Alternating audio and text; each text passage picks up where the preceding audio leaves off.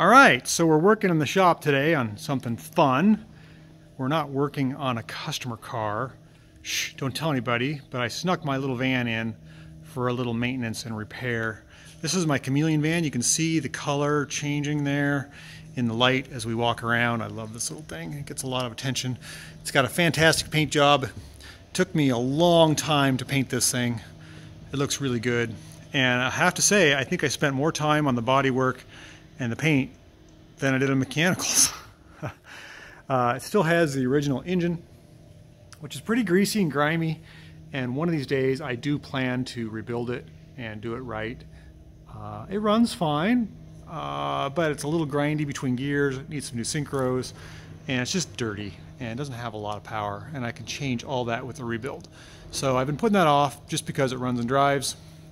As they say, the first 90% is what really matters, right? The last 10% doesn't matter so much. Well, being that I opt to own and drive and use these little vans as I do, last weekend I was taking my girls to a soccer game and the brakes just did not feel good. Didn't pull, brake pedal was solid, but I had leaks.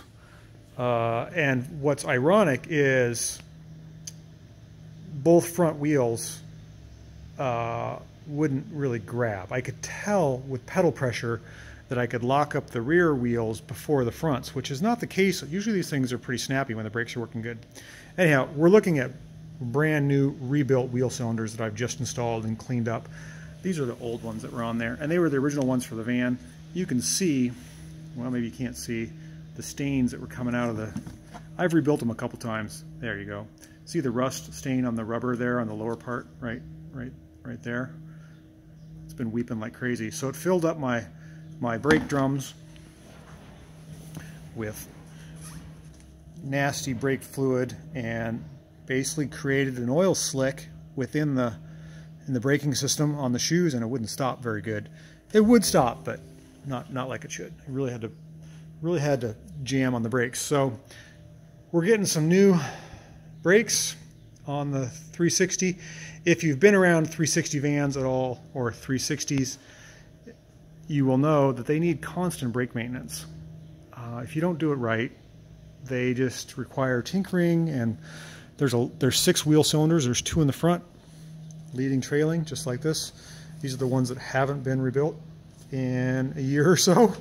The bores are aluminum and the pistons are steel, and you get two different metal types. They do weird things. They corrode.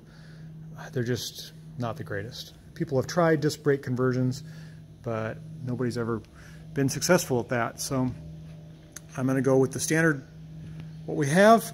I also noticed that my tie rod ends are not so good. Let's see if I can show you that.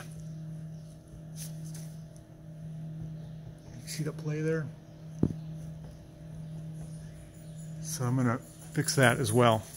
But it just goes to show you, you got to have good maintenance on these things. You got to keep an eye out. You can't just treat them like a normal car and expect them to last a long time. I mean, you got to look at them. At least once a year, I bring in all my cars and go through them. You know, flush the fluids, check the levels, make sure the brakes are up, make sure the engine oil or engine is happy. You just got to do that. So on those tie rod ends, getting back to that, I found a BMW part number right there that has a pretty, looks pretty close. So I'm going to try, looks like that. I'm going to try to adapt these BMW tie rod ends for the Subaru, since there's none available for the Subaru, and get my steering back the way it should be, and get this thing back on the road for the girls' soccer games and the weekends that I feel safe driving. So there you go. That's your Subaru 360 tip and trick of the day. And I got to get this thing done so I can get some customer cars in here and work on them. But just love looking at this thing. It's just such a great van. I get so many compliments on it, and it's so fun to drive. It deserves new brakes. And oh, I should mention also that we've had a little breakthrough with brakes. These are the rebuilt wheel cylinders that are going on the van. There's a leading and a trailing, and they're all specific. In other words, there is a left-right, a right-right, there's 2 for each side, but you can't interchange them. They have to be on each, they're specific to each side. We use Carps Power Brake Service in Upland, California for all our Subaru 360 needs. We've partnered with them. They know what to do. They have the seals. They are reasonable and pretty fast shipping. So if you get a chance, talk to Jeff at Carps, and your wheel cylinders will come back looking like this once you send them. They don't have them. You have to send them yours. But be very careful with your truck and van Subaru 360 wheel cylinders, because they are very hard to find, and like I said, they are specific. There is an upper and a lower to each side, and you can't swap them around. All right, thanks. I hope I enlightened your day and made my day stop a little better when I get these things going. Have a great day, and thanks for watching my channel. All right, we'll see you next time.